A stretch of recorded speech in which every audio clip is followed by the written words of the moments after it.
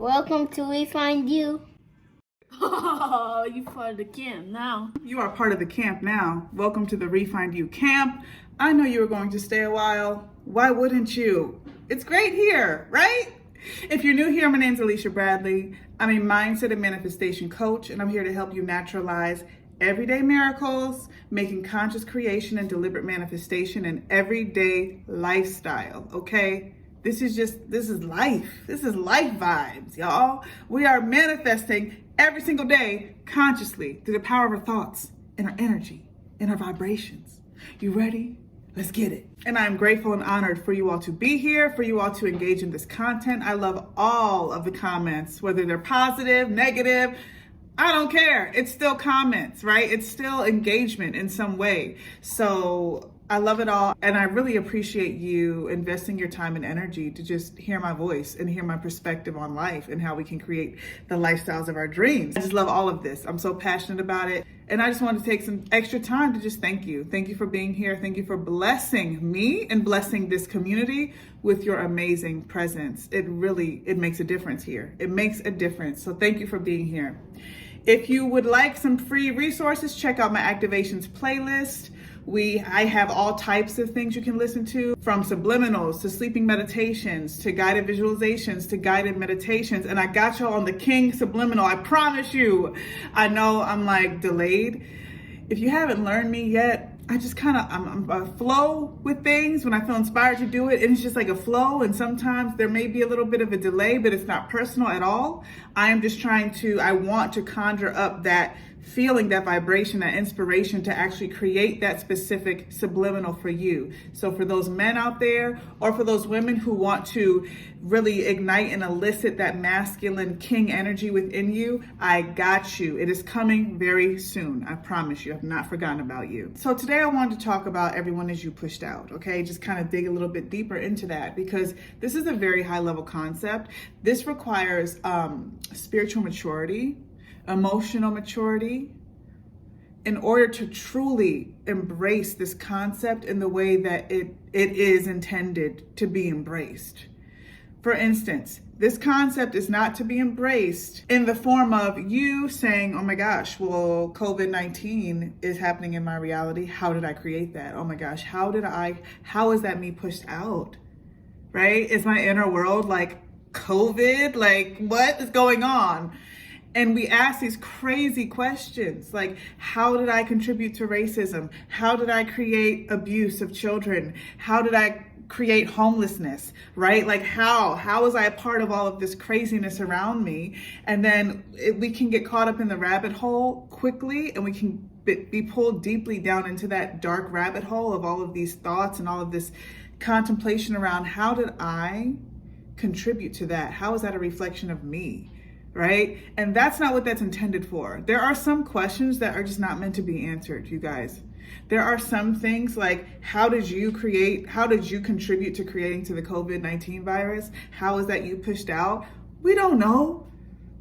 Everything is not meant to be logically broken down. It's just not, because it's going to leave you in a lower place than you were before you started contemplating that.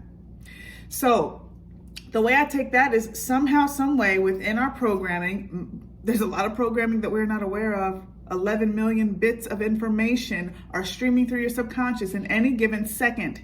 11 million bits, okay? Imagine all of those bits of information. You've got some real positive programming in there. You have some negative programming in there that you absorbed during your life in this 3D as you've been alive. Then you have other programming, positive and negative, that you inherited from generations before you. And then you have this collective programming that we all share globally in some way, right? And so when you think about all of those layers of programming and all that's going on in your body that you are so unaware of, that is what's contributing to some of these things that you see in your reality that you cannot contemplate with your brain. How am I a part of this? You don't need to figure that out, okay? That's just a side note, okay? That's like those bigger questions that I get asked sometimes, and I'm like, I don't have the answer for you. I don't have the answer for you. There's just some things that we're not gonna know. There's some things that we know that we are made up of vibrations, of electromagnetic currency. That's what makes our bodies and our minds and our whole being. And so I don't know how some of these things are us pushed out, But I just surrender to the idea that, you know what, it is. Because guess what? If I don't surrender to that truth and embrace that truth as truth, that somehow, some way, something in me that I share collectively with people in the world, that I hold individually within myself, somehow, some way, that is being pushed out to my universe, my 3D universe, and it's showing up. And I own it. And I surrender to that owning of it. And I don't feel guilty for it. I don't feel shame for it. I don't feel completely responsible to change it, right? All of those emotions don't come with it because it's a surrendering experience to just surrender and accept that, you know what, this is just how energy works. Because if we don't surrender to that truth, then that means that we don't have the capacity or the ability to influence the versions of people in our world and how they show up in our 3D. Because if we refuse to surrender to this knowing that, you know what, everyone is you pushed out. Some things that happen in my reality are just, there's something going on in me, whatever. And the moment we become aware of it, now we get to purge that out. And now we get to say, okay, wow, I accept that. But I don't feel completely responsible for changing the whole world. I just know that this is how it is. If we can embrace that, then it's a lot easier to understand the idea that, you know what, whoever shows up in my reality, in my personal kind of little bubble of my own world, my own universe, in this 3D, I can totally influence and change how things show up in my 3D reality. Even when people show up in unfavorable ways in my reality, I have to surrender to this notion that their problems are my problems in some way, shape, or form, because we are connected, because they are me pushed out. So it may not be like direct links, right? Like this person, you may see that they act mean to you in your reality. And so you saying their problem is my problem, that just means that there's something in me that is being spewed out to my universe energetically, vibrationally, that is showing up in this form, in my 3D.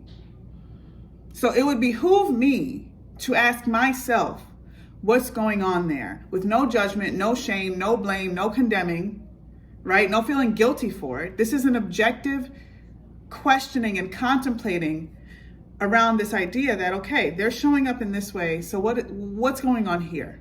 Okay, I need to go inward and look at myself and understand what's happening that is creating this, right? That also does not mean that you are to endure it. So there's been a couple comments that kind of say that I'm telling people to stay in bad situations. Never have I said that, ever.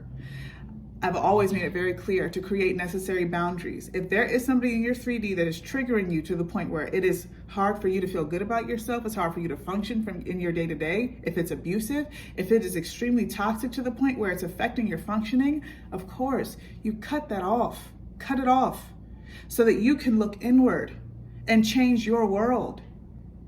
It's not always easy to sit and contemplate, how is this person me pushed out, when you're in the midst of toxicity and abuse. That's not at all what I'm suggesting. Obviously, you want to cut that off. But just because you cut it off, this is where I see things turning problematic.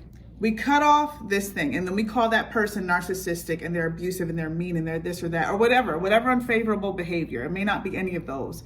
It could be anything else. Maybe they're emotionally detached, or maybe they're just like not focusing on me. They're not choosing on me, and it's their problem.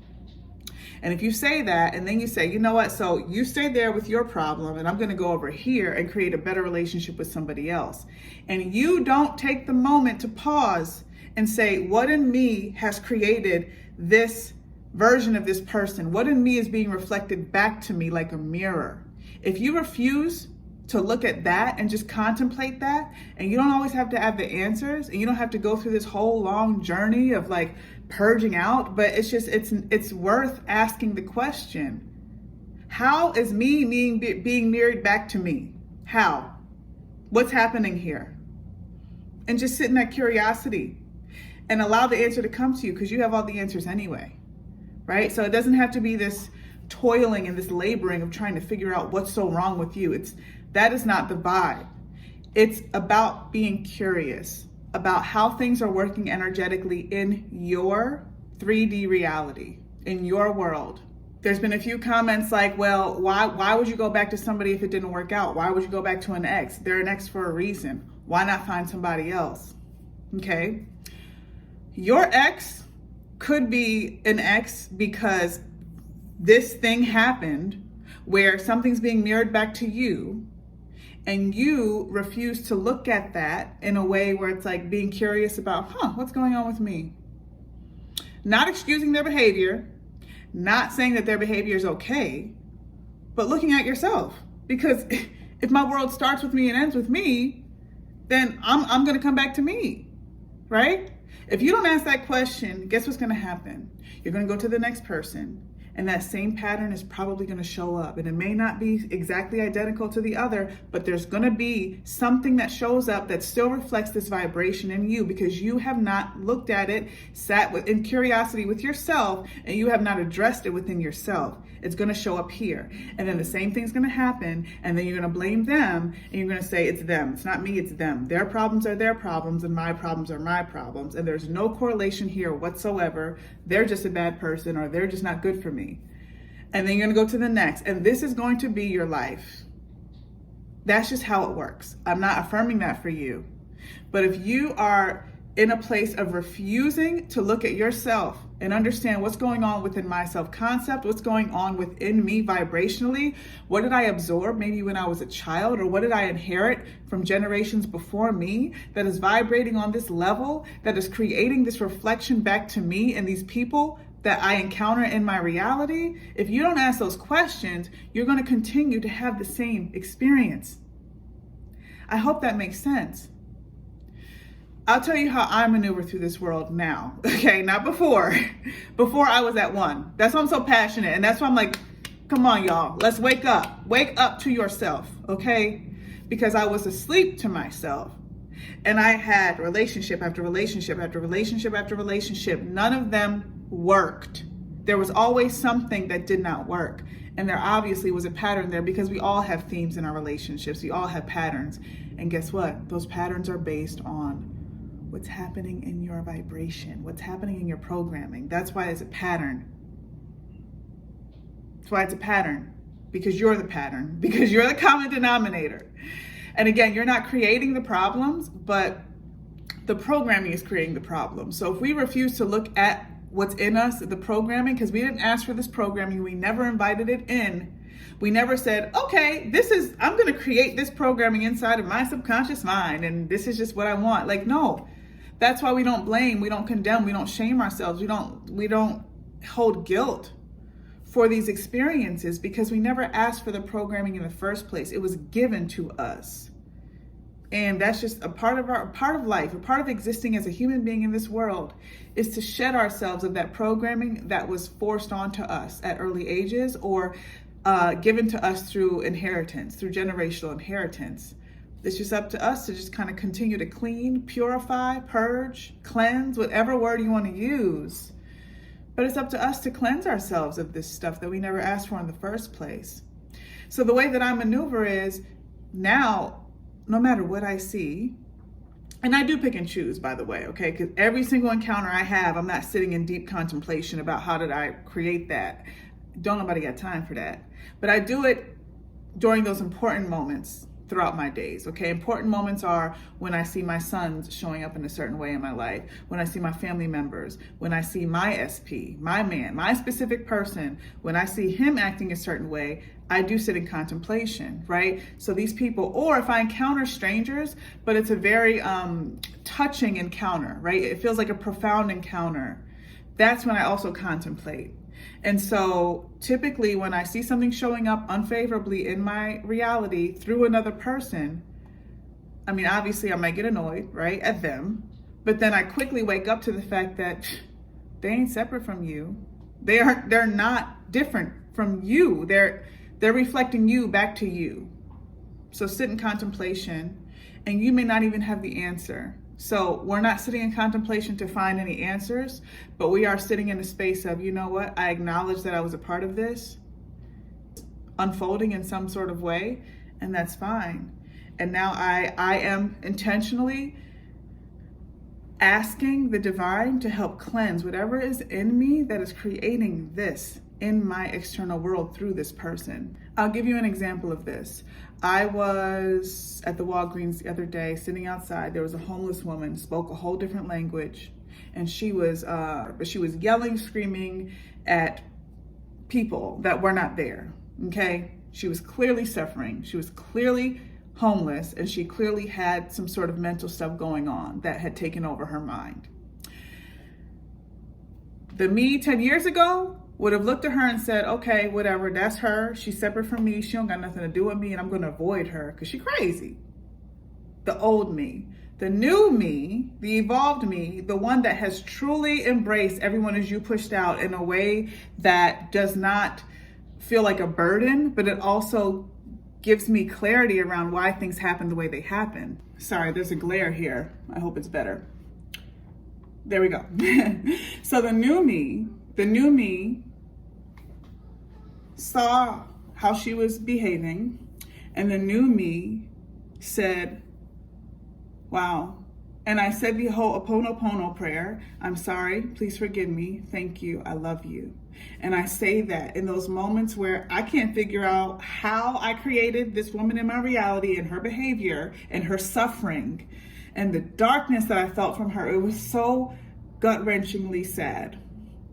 So I did not sit and contemplate how did I do this, because that would have taken me down a deep, dark rabbit hole. Instead, I just said the prayer. I'm sorry, please forgive me, thank you, I love you. And that prayer is intended to clean out whatever programming you share with this person that is creating that behavior in your reality. You don't have to use the Ho'oponopono prayer. You can come up with anything that you would like. But that is just a go-to for me because it's so simple and it doesn't require too much thought and it works, okay? So I said, I am sorry, meaning I am sorry for whatever is in me that is creating this version of this woman in my reality right now. I am sorry. Not like I did anything, but I'm just sorry that I'm carrying this. Please forgive me. Please forgive me. And I'm talking to God when I say this. Please forgive me for this. I don't carry the guilt. I don't want to carry the guilt. So I am asking for forgiveness for whatever is in me, in my limited humanly experience, in my programming that has contributed to this woman's suffering and shown that in my reality. Thank you. The third part of the prayer, thank you. Thanking God for opening up my eyes to this part in me that is being reflected back to me. Thank you so much for bringing this to my awareness and making me see what it is that's in me right now. And I love you. I'm saying I love you to God. I'm saying love you to that woman. And I'm also saying these things to God and to the woman and to myself, right? It's a kind of this all-encompassing prayer experience. I'm sorry, please forgive me, thank you, I love you. If you're into Ho'oponopono, or if you're not, this is the first time you heard about it, look into it, okay? I'm not going to really get too much deeply into that, but look into it, Google it, and you will find exactly what I'm talking about. And the creator of that prayer is all about cleaning. He just says, he calls it cleaning. Cleaning of the data is what he says. So the data is the programming. Whenever we encounter something in our reality, we are now face to face with the data, the shared data that we have with that person, the shared programming. And this prayer is meant to clean yourself and rid yourself of that data that you share with that person. So I'm praying for this woman. I asked my son to pray for the woman too, and just send God's light, sends God's love to her. We only do this for about 3 to 5 minutes, you guys. Do you know that all of a sudden this woman comes to the car? She doesn't come in the car because, again, boundaries, right? We don't have to expose ourselves to a potentially threatening experience, a potentially harmful experience with anybody. We keep the boundaries, have my doors locked, windows rised up. You know, she came near the car, but I didn't intend to like go up to her and engage with her because she was in a fit of whatever she was in, right? But she sat next to the car, and then all of a sudden she starts talking about God. All of a sudden. She was cussing out whoever was in her mind, but then all of a sudden she started talking to God specifically and said, God, Heavenly Father, please come into me. I'm sad, I'm scared, I feel lonely. And then she started saying, Daddy, I love you, talking to God, Daddy, I love you. And I asked my son to pray with me that God would come into her heart and pour his light into her in that moment because she was suffering. Do you see that, you all?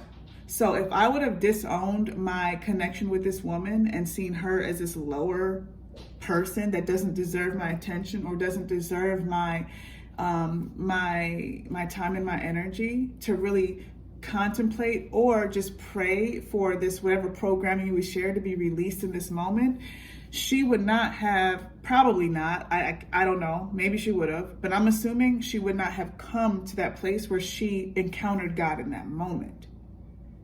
So this is how we treat everybody, okay? Their problems are your problems. You don't have to take on the burden of their problems. You don't have to take on abuse. I'm gonna keep repeating that because y'all need to hear me. Hear what I'm saying to you. I'm not telling you to stay in an abusive situation. I never said that. Okay?